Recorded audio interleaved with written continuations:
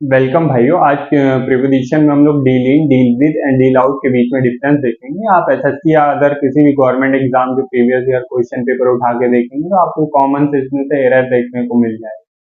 तो बहुत important class है। तो हम लोग चलते हैं। पहला वर्ड है हम लोगों का deal in, to do business, या बोल सकते हैं to buy and sell something. जब भी चीजें खरीद कर बेचने की बात है तो ऐसी कंडीशन में हम लोग डील इन का यूज करते हैं। जैसे आप लोगों ने देखा होगा किसी गारमेंट्स की दुकान में या अदर किसी शॉप में जो आपके मोहल्ले ही में होंगी, कहीं गारमेंट्स की या कुछ भी हो, तो जहां भी बिजनेस हो रहा हो, कुछ खरीद कर बेचने की बात हो, तो ऐसी कंडीशन में हम लोग डील इन का यूज करेंगे। अब आप लोग एग्जांपल देखिएगा। The company deals in a computer software. जो कंपनी है वो कंप्यूटर सॉफ्टवेयर का व्यापार करती है, बिजनेस करती है।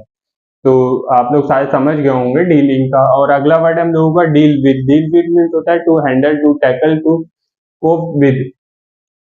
किसी चीज को हैंडल करना, किसी चीज से निपटना। जैसे आप लोगों ने देखा होगा कि एक डॉक्टर अपने पेशेंट से हैंडल करता है, या एक क्लास टीचर अपने स्टूडेंट से हैंडल करता है, टैकल करता है, या एक पुलिस वाला क्रिमिनल को हैंडल करता है। तो ऐसी कंडीशन में हम लोग डील विद का यूज करेंगे।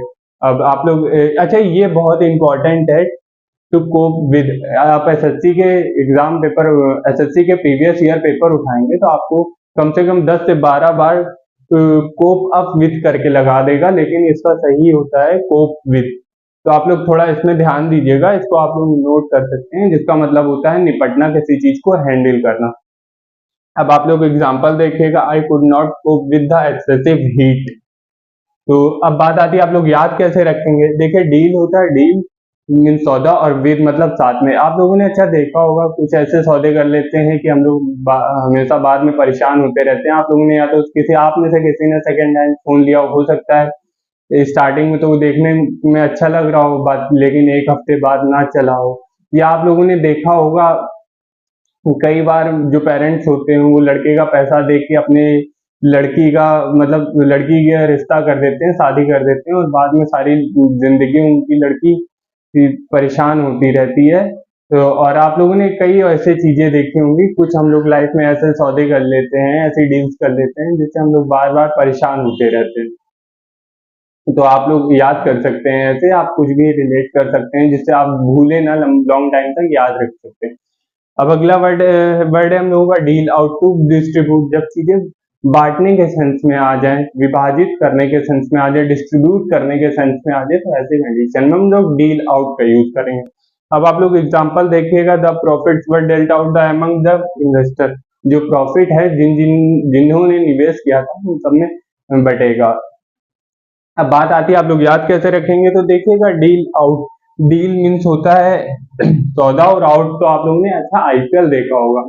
आईपीएल में आप लोगों ने पहले, अभी नहीं, पहले मैच फिक्सिंग के बारे में सुना होगा कि कई बार प्लेयर मैच फिक्स कर लेते हैं पहले से ही, तो और जाके आउट हो जाते हैं। अच्छा, वो जब मैच फिक्स करते हैं तो एक प्लेयर नहीं करता, कम से कम एक टीम के 4-5 प्लेयर्स मैच फिक्स करते हैं, क्योंकि अगर एक प्लेयर कर भी लेगा तो उससे कोई ज्यादा फर्क पड़ेगा नहीं, एक प्लेयर क्या ही कर लेगा।